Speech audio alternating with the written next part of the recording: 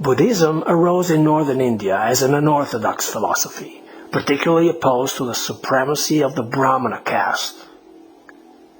Buddhism also appeared to be strongly atheistic or agnostic, and disapproved of idol worship.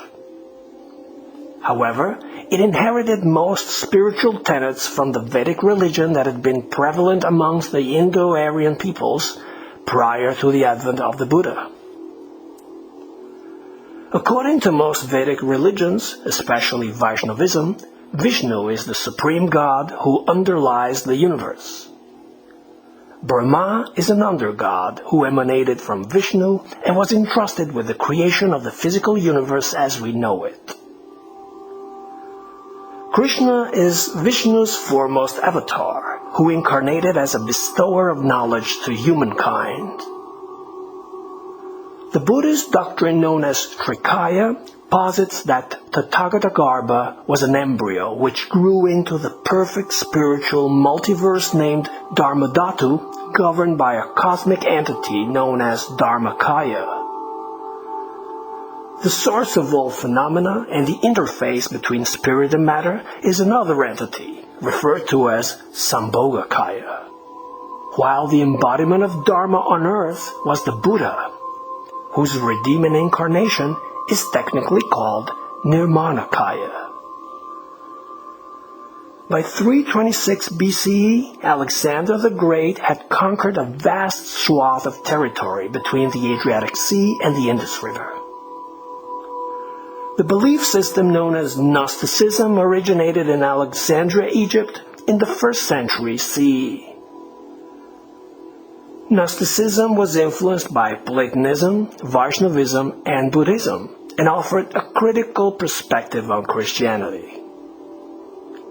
From 300 BCE to 300 CE, the official language in Egypt and throughout the Eastern Mediterranean was Koine Greek. Gnosticism quickly spread through the Levant to Armenia, Anatolia, and Southern Europe, where it gave rise to the Bogomil and Cathar movements.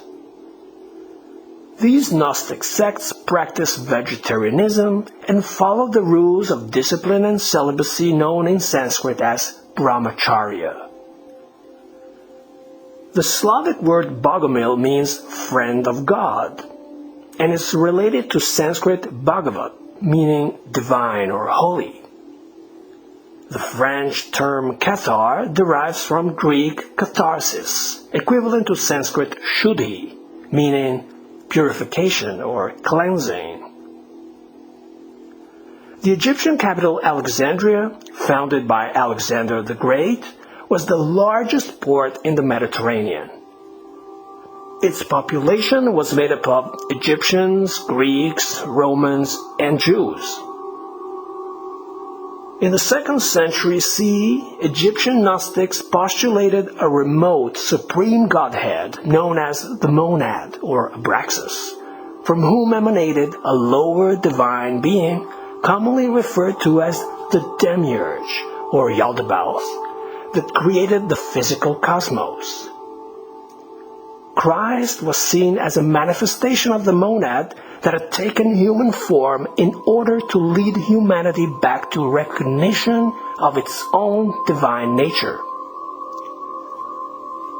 Vaishnavism, Buddhism, and Gnosticism all agree on the cyclicity of life, the vacuity of the material world, and the veracity of the spiritual realm.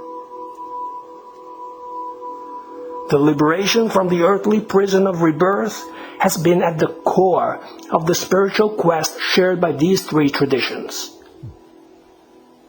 According to ancient Vedic philosophy, three qualities characterize the spiritual elevation of human beings. Tamas is prevalent in destructive and delusional minds. Rajas is prevalent in constructive and inquisitive minds, while sattva is prevalent in advanced and awakened minds. Similarly, in Buddhism, spiritual ignorance is called moha, spiritual knowledge is called vidya, and spiritual wisdom is called Jñāna, a cognate of the Greek word Gnosis, that Gnosticism was named after. The Sanskrit term tatata jnana refers to the ability to perceive Shuddha-Dvaita, that is, a pantheistic union of man with God and the existence of a universal mind, summed up by the famous phrase tattvam asi, meaning thus you are.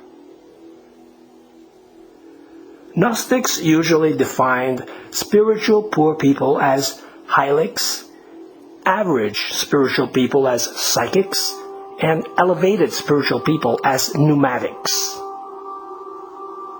Vaishnavism, Buddhism, and Gnosticism all aim at spiritual liberation, which was named moksha by Hindus, nirvana by Buddhists, and soteriia by Gnostics. All three doctrines promote devotion to a salvational teacher, namely Kṛṣṇa, the Buddha, and Christ, respectively, and make reference to a sacred tree symbolizing life, wisdom, and enlightenment. Kṛṣṇa would play his flute under a bakula tree, the Buddha became awakened under a bodhi tree, and a talking serpent used to dwell on a citron tree in the Garden of Eden.